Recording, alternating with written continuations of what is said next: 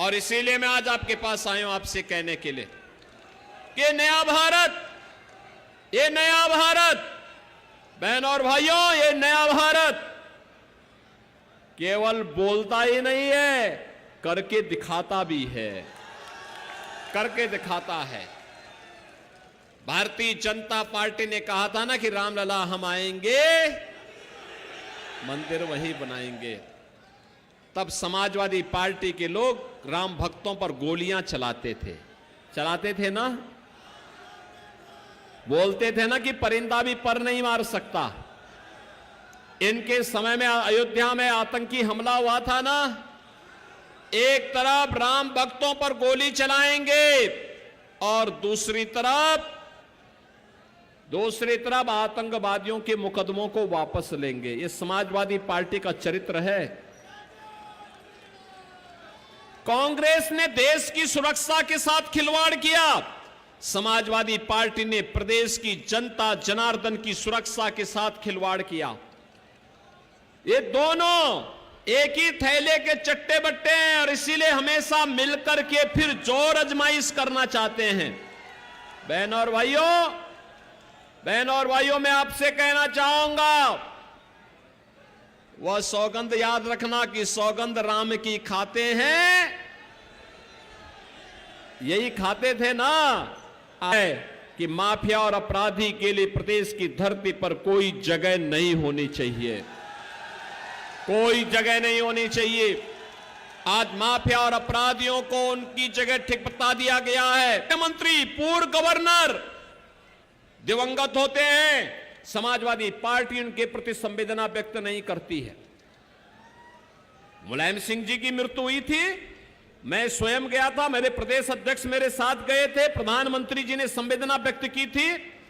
एक सामान्य शिष्टाचार भी होता है, लेकिन यही अखिलेश यादव और यही समाजवादी पार्टी माफिया के मरने पर मातम मनाने के लिए गया था। अभी हाल ही में आपने देखा होगा, इनकी संवेदना आपके प्रति नहीं है, राम भक्तों के प्रति नहीं है, राम मंदिर के प्रति नहीं है, भारत के प्रति नहीं है, इनकी संवेदना आतंकवादियों के प्रति है।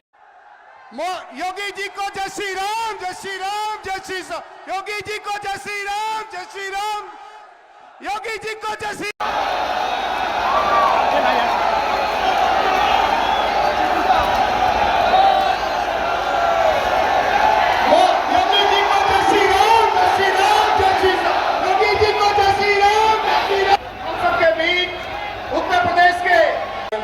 सुब्रत पाठक जिंदाबाद। रहता था, अरे कोई आदमी अपने बेटे के साथ मोटरसाइकिल से जा रहा है, किसी समाजवादी गुंडे ने रोक लिया और उसको पीट दिया, सोचो क्या लग रहा है, क्या माहौल मोदी में है और मोदी जी की जबरदस्त लहर है और देश की जनता फिर से मोदी जी को प्रधानमंत्री बनाने जा रही है। अखिलेश जी कल आकर कह रहे थे कहीं कुछ नहीं है हमारा, तो सब जय जय। 22 में भी यही कह रहे थे, 19 में भी यही कह रहे थे, 17 में भी यही कह रहे थे जब दो लड़के इकट्ठे हुए थे, 14 में तो सरकार में ही थे। कल फिर दोनों लोग इकट्ठे हुए। देखो, लोकसभा का जो चुनाव होता है वो प्रत्याशी की मेहनत का चुनाव नहीं होता है, वो तो पब्लिक की मेहनत का चुनाव होता है, क्योंकि इतना बड़ा चुनाव होता है कि प्रत्याशी अकेले पहुँच ही नहीं सकता हजारों गाँव में। तो कुल मिलाकर ये चुनाव जनता लड़ती है और फिर जैसा कि जनता का कनेक्शन जो नरेंद्र मोदी जी से है, मोदी जी के प्रति जो लोगों का जो प्रेम है, जो विश्वास है, वो विश्वास चुनाव लड़ता है कर्नाटक के ऊपर और लोग मोदी जी के लिए चुनाव लड़ते हैं। 12-13 हज़ार वोटों से हराया था आपने डिम्पल को, अखिलेश को कितने वोटों से क्या लग रहा है? अब बहुजन समाजवादी पार्टी का गठबंधन था, तब डिम्पल जी हारी थी, अब की बसपा बाहर है तो चुनाव वोट तो सीधे कम कर देंगे। अच्छा, आपने जो अपने संबोधन के दरमियान सपा अध्यक्ष पर तीखा हमला बोला कि इस बार सरदार जो हैं गुंडों के सरदार को हराएंगे, क्या कुछ? स्वाभाविक है ना कि अच्छा, आज जिनकी सरकार में आज अगर उत्तर प्रदेश में अराजकता होगी उसके लिए दोषी कौन होंगे? उत्तर प्रदेश के मुख्यमंत्री। तो आज उत्तर प्रदेश से अराजकता समाप्त हुई है तो इसका श्रेय किसको गया है? उत्तर प्रदेश के मुख्यमंत्री योगी आदित्यनाथ जी को। क्या गुंडा अगर नहीं है तो योगी आदित्यनाथ जी के कारण इसका श्रेय उन्हीं को तो जाता है, कानून व्यवस्था का उन्हीं को तो जाता है ना। तो कुल मिलाकर अखिलेश के समय पर अगर गुंडों को संरक्षण नहीं दिया जाता था तो अराजकता होती कैसे थी? कैसे अराजकता हो सकती है। तो कुल मिलाकर वही गरीब आदमी की ज़मीन पर कब्जा कर लेता था और वो ज़मीन की कब्जा की शिकायत करने जाता था तो कब्जा करने वाला थानेदार के बगल में बैठा चाय पी रहा होता था। यही तो सब होता था। तो कुल मिलाकर उन अराजक तत्वों को संरक्षण देना, आखिर कैसे बन गए मुख्तार, कैसे बन गए अतीक, कोई बना इस सरकार में? बताओ आप किसी के ऊपर कोई भाजपा के संरक्षण में भी अगर कोई अपराधी अगर पनपा हो तो एक का नाम बता दो पूरे उत्तर प्रदेश में, छोटे अपराधी का भी बता दो। तो कुल मिलाकर जब अतीक और मुख्तार बनाओगे तो ऐसे लोग अराजकता को तो बढ़ावा देंगे देंगे। अभी आप कह रहे थे कि अखिलेश जो है वो सीएम योगी के पैर के अंगूठे के बराबर हैं। देखो, हम कामों के हिसाब से बात करते हैं। जिस प्रकार से अखिलेश जी बताते हैं कि उन्होंने काम किए, उनके अपने काम तो बताते हैं, कारनामे नहीं बताते हैं। लेकिन मैंने कहा कि जब भाई अगर सांसद सुब्रत पाठक की तुलना करना है तो सांसद अखिलेश से करो। हम दोनों लोग 19 में सांसद चुने गए, मैं कन्नौज से चुना गया, अखिलेश जी आजमगढ़ से चुने गए। मैं तो अपने कन्नौज के काम बताता हूँ, मैंने सांसद रहते क्या काम किया। अखिलेश जी ने एक भी काम बताया कि भाई आपने सांसद रहते आजमगढ़ में कौन सा काम किया? आपकी पत्नी श्रीमती डिम्पल यादव जी ने मैनपुरी से कौन सा काम किया?